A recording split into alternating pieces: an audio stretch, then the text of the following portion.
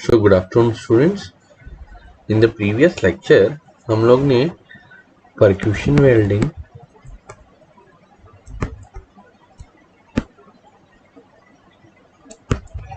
And electric arc welding की definitions और उसको समझने की कोशिश किया था।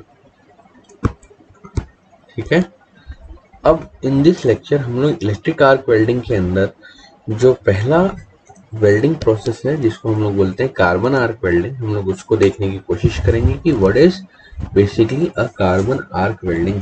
As carbon arc welding differs from metal arc welding in that it is a puddling process and is somewhat similar to the gas welding process।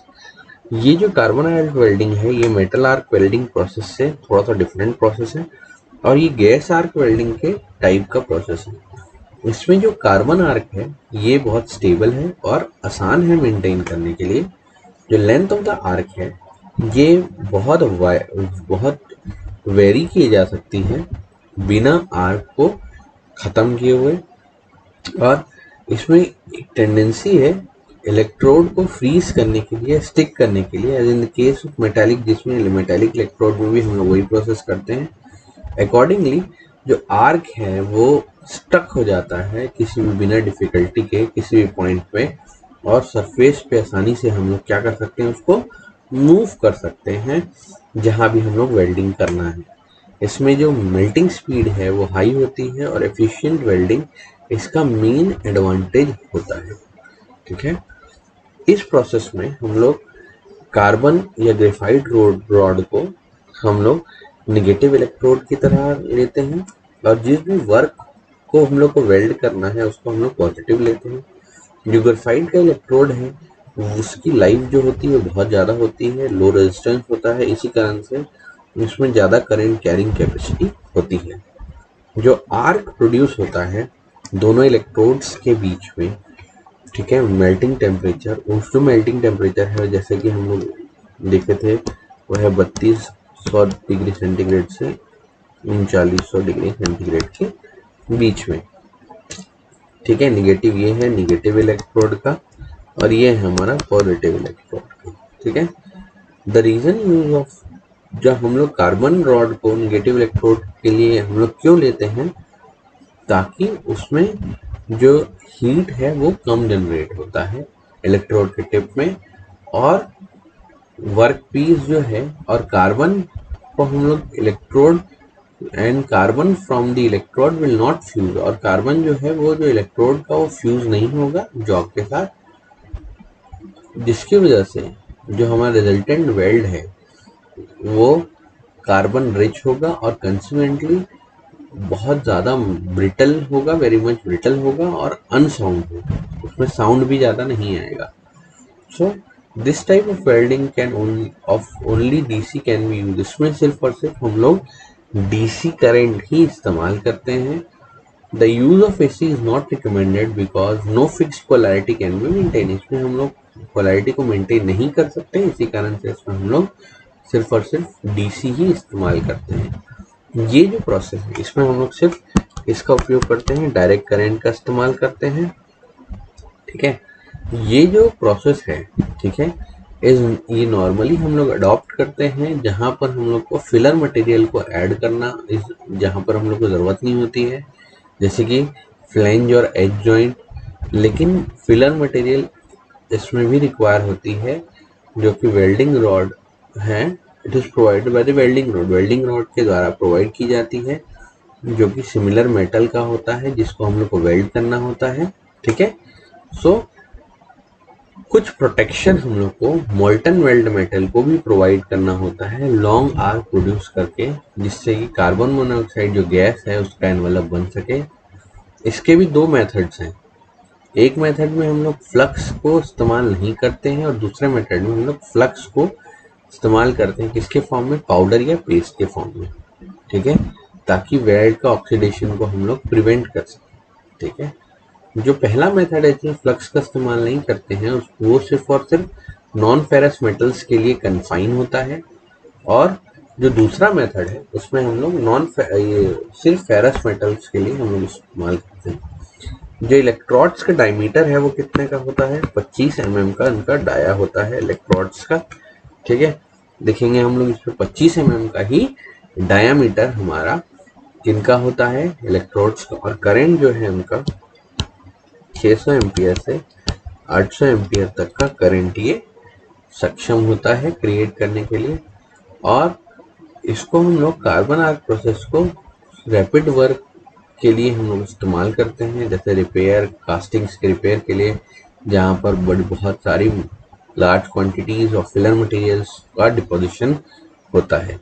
ये जो कार्बन आर्क वेल्डिंग है ये हम लोग welding sheet steel, copper alloys, Bros, aluminium के लिए इस्तेमाल करते हैं। लेकिन वर्टिकल और ओवरहेड वेल्डिंग के लिए, जिसको बोलते हैं ऊर्ध्वाधर और शिरोपरि जो वेल्डिंग प्रोसेस है, उसमें उपयोग में नहीं लाया जाता है। और एक और प्रोसेस है कार्बन आर्क वेल्डिंग का, जिसको हम लोग ट्विन कार्बन आर्क वेल्डिंग भी बोलते हैं। ट्विन कार्बन आर्क वेल्डिंग भी बोलते हैं। इस ट्विन कार्बन आर्क वेल्डिंग में दो इलेक्ट्रोड्स को हम लोग are used which the arc is formed.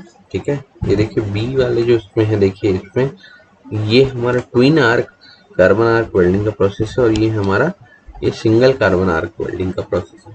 ठीक, इसमें हम लोग क्या करते हैं, in this the arc generates heat which is applied close to the parts to be welded. इसमें हम लोग फिलर मटेरियल का इस्तेमाल कर रहे हैं, देखिए। ठीक है, और यहाँ पर दो कार्बन के इलेक्ट्रोड्स हैं। ठीक, in heavy welds a filler rod is melted and the arc is deposited in the weld and AC supply is recommended. इसमें हम लोग एसी सप्लाई देते हैं और इसमें हम लोग डीसी सप्लाई देते हैं। ठीक है, in case of DC supply तो पॉजिटिव, इसमें पॉजिटिव अगर हम लोग डीसी सप्लाई दे देंगे तो पॉजिटिव इलेक्ट्रोड जो है वो डिसइंटीग्रेट हो जाएगा और बहुत ज़्यादा पावर इस्तेमाल करेगा। ठीक है, नेगेटिव कम के कारण से, जिसके कारण से जो 2/3 हीट है वो पॉजिटिव पोल में रहेगा, जो कि अनसुटेबल होता है या अनस्टेबल आर्क प्रोवाइड करता है। और हम लोग को बहुत सारे इलेक्ट्रोड्स के फ्रीक्वेंट एडजस्टमेंट करना पड़ेंगे। इसी वजह से जो electrodes twin carbon arc welding के लिए इस्तेमाल होते हैं, उनका डाया जो वर्क पीस का थिकनेस है उसके सेम डायमीटर का होना चाहिए। तो जो मैग्नीट्यूड ऑफ द आर्क है वो क्या रहेगी, जो मैग्नीट्यूड ऑफ द आर्क है वो किसके ऊपर डिपेंड करेगी, हमारा वर्क पीस और जो इलेक्ट्रोड है कार्बन इलेक्ट्रोड के इक्वल हमारा रहेगा। और ये जो ट्विन कार्बन आर्क वेल्डिंग है थोड़ा कॉम्प्लेक्स तो है, लेकिन उसका एडवांटेज है कि वो उसका जो जॉब है वो दो आर्क है इसमें इंडिपेंडेंट है और कहीं भी हम लोग विदाउट गेटिंग एक्सटिंग्विश्ड मूव कर सकते हैं। मोरओवर इसमें किसी भी प्रकार का इलेक्ट्रिकल सर्किट इन्वॉल्व नहीं होता है। ये इसकी सबसे बड़ी क्या है का एडवांटेज है गाइस, कार्बन आर्क वेल्डिंग। ठीक है, so this is all about the carbon arc welding process. अब हम लोग देखेंगे जो मेटल आर्क वेल्डिंग प्रोसेस है वो क्या होता है, और उस मेटल आर्क वेल्डिंग प्रोसेस में हम लोग देखेंगे कि और क्या क्या चीजें रहती है। ठीक है, सो मेटल आर्क वेल्डिंग जो है हमारा, जिसको हम लोग और क्या बोलते हैं, धातु आर्क वेल्डिंग का प्रोसेस। इस प्रकार की वेल्डिंग में एक धातु रॉड जो उसी पदार्थ का होता है जिसको वेल्ड करना होता है, यही रॉड फिलर का भी काम हमारा करता है। ठीक है, वर्क जो है इलेक्ट्रोड के मध्य आर्क बनाता है या आर्क रॉड को गलाकर उसे आर्क के इर्द गिर्द डाला जाता है। इसी प्रक्रिया में इसमें जो टेम्परेचर है वो कितना है, 2400 से 2600 डिग्री सेंटीग्रेड का हम लोग टेम्परेचर जो है वो ऋणात्मक और धनात्मक दोनों, मतलब निगेटिव और पॉजिटिव इलेक्ट्रोड्स दोनों में हम लोग मेंटेन करते हैं, उत्पन्न होता है। इसको हम लोग एसी और डीसी दोनों में इस्तेमाल कर सकते हैं। अब देखिए ये जो मेटल आर्क वेल्डिंग का प्रोसेस है, इसमें वही फिर से समझने की कोशिश की, वही मेटल रॉड का इस्तेमाल किया जाता है जिसको हम लोग वेल्ड कर रहे हैं, और उसका इलेक्ट्रोड जो रहेगा वो वही रहेगा और वही फिलर मटेरियल का की तरह उपयोग किया जाएगा। इसमें कोई भी फिलर रॉड का इस्तेमाल नहीं किया जाता। जो आर्क है वो जिस भी चीज को हम लोग को वेल्ड करना है और इलेक्ट्रोड के कारण से जो मेल्टेड रॉड है वो वहां उन दोनों के अक्रॉस फ्लो करेगा। इसमें जो मेटल का डिपोजिशन है वो किसके कारण है? वो जो मोल्टन मेटल है, ग्लोब्यूल्स जो फॉर्म हुए हैं इलेक्ट्रोड फिलर रॉड के द्वारा, उनके कारण प्रोड्यूस होगा। और टेम्परेचर जो इसमें है वो कितना रहता है? 2400 से 2600 डिग्री सेंटीग्रेड। 2400 हमारा किसके लिए है? निगेटिव के लिए है, और 2600 जो है वो पॉजिटिव के लिए है। जो कंसंट्रेशन है हमारा हीट एनर्जी का टर्मिनल्स में, ठीक है, इलेक्ट्रोड के, उसके कारण से जो जो भी हमारा वर्क है जिसको भी हम लोग को वेल्ड करना है वो ऑलमोस्ट क्या हो जाता है? मेल्ट हो जाता है। और एक इंटरमिटेंट मेटल का फ्लो आर्क के स्ट्रीम में हमको मिलता है। जो मेटल है आर्क स्ट्रीम में वो लिक्विड और गैसियस दोनों फॉर्म में होता है। लिक्विड मेटल जो है हमारा वो ट्रांसफॉर्म हो जाता है, ट्रांसफर्ड हो जाता है आर्क के through molecular attraction, adhesion, cohesion, surface tension या इन सबके कॉम्बिनेशन के वजह से। ठीक है, इसमें एसी और डीसी दोनों का इस्तेमाल किया जा सकता है। डीसी जो सप्लाई वोल्टेज है वो कितना होना चाहिए? 50 से 60 वोल्ट, 60 वोल्ट। और एसी जो होना चाहिए वो कितना? 70 से 100 वोल्ट ये होता है। और जो करंट है 750 एम्पियर से अबव एसी इक्विपमेंट के लिए हाई एफिशिएंसी का नेग्लिजिबल लॉस प्रोवाइड करेगा।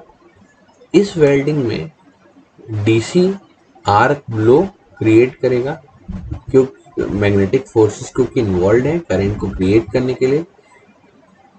एक ट्रबल है जो कि एग्जिस्ट नहीं होता एसी वेल्डिंग में, वो है मैग्नेटिक फोर्स का इमीडिएटली फॉलो होना अपोजिट डायरेक्शन में, और आर्क डिफ्लेक्टिंग फोर्सेस जो ऑटोमेटिकली कैंसिल कर देते हैं। तो इसी कारण से एसी हमारा इसमें ज़्यादा इम्पोर्टेंट रोल प्ले करता है। जो मेटल है जिसमें कि फॉरेन एलिमेंट जैसे कि ऑक्सीजन, नाइट्रोजन, ये इम्प्यूरिटीज को प्रिवेंट करते हैं, ये हमारा मॉडर्न आर्क वेल्डिंग में कवर्ड होता है कोटिंग के द्वारा। इस वेल्डिंग में हीट को जनरेट करते हैं गैस शील्ड के द्वारा राउंड आर्क में, और एक स्लैग जो कि है डिपॉजिट हो जाता है हमारा मोल्टन मेटल के आसपास, और वो फॉरेन मटेरियल से हमको बचाता है। और मेटल आर्क जो सर्किट है, देखिए यहाँ पर ये इंसुलेटेड केबल है, ये हमारा वेल्डिंग रॉड है, ये वाला देखिए, ये इलेक्ट्रोड का होल्डर है, और ये केबल है जो कि जिस भी वर्क को हम लोग को वेल्ड करना है उसके लिए। और ये देखिए फ्लेम यहाँ पर प्रोड्यूस होता है।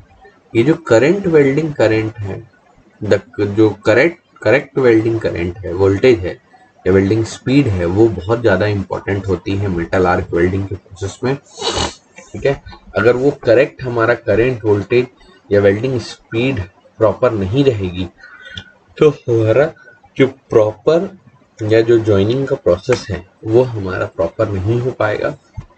ठीक है, इस जो वेल्डिंग प्रोसेस है इसमें बीड कैरेक्टरिस्टिक्स अलग अलग डिफरेंट कंडीशंस में। पहला जो है बीड कैरेक्टरिस्टिक वो है welding current too low excessive piling of the metal. इसमें वेल्डिंग जो करंट है वो एक्सेसिव पीलिंग नहीं करता है मेटल का। दूसरा, welding current too high causing excessive spatter, voltage too high, bead too small, welding speed too low, excessive piling up to weld metal. ठीक है, ये इसका इम्पोर्टेंट प्रोसेस होता है। इसके अलावा प्रॉपर करंट और टाइमिंग क्रिएट करता है स्मूथ, रेगुलर और well form bead. Undercutting is also result of too much current. ठीक है, इसमें अंडरकटिंग भी हो सकता है। और no enough current results in overlapping and a lack of fusion with the metal. ये इसके एडवांटेजेस है जो कि बहुत ही ज्यादा इंपॉर्टेंट है। ठीक है, कार्बन आर्क वेल्डिंग और मेटल आर्क वेल्डिंग में यही डिफरेंस होता है। ठीक है। इसमें एक सर्किट लगा हुआ है, उसमें सर्किट की जरूरत नहीं है। इस प्रकार की इस मेटल आर्क वेल्डिंग को और एक बार अच्छे से समझ लो। इस जो ये वेल्डिंग जो प्रोसेस है, इसमें एक धातु रॉड जो उसी पदार्थ का होता है जिसको वेल्ड करना है, और यही रॉड पिलर का भी कार्य करता है, ठीक है। तथा वर्क जो इलेक्ट्रोड के मध्य आर्क बनाता है और रॉड को मिलाकर उस आर्क के इर्द गिर्द डाला जाता है। इस प्रक्रिया में हम लोग जो तापमान रखते हैं वो 2400 से 2600 डिग्री सेंटीग्रेड का होता है। 2400 हमारा ऋणात्मक के लिए और 2600 हमारा धनात्मक के लिए, ठीक है। ये दोनों एसी और डीसी दोनों में कार्य करता है। और ये उसका सर्किट है जिसमें देखिए एक इंसुलेटेड केबल है, वेल्डिंग रॉड है हमारा, ये हमारा इलेक्ट्रोड होल्डर है, और ये वर्क पीस है जिसको हम लोग को करना है। इस पे भी हम लोग केबल को कनेक्ट कर देते हैं और हमारा जो सर्किट है वो पूरा हो जाता है, ठीक है। So this is what is the electric metal arc welding, और हमारा खत्म हो जाता है यहाँ पर कार्बन आर्क वेल्डिंग और metal arc welding. So till then thank you, बाकी हम लोग नेक्स्ट लेक्चर में देखेंगे।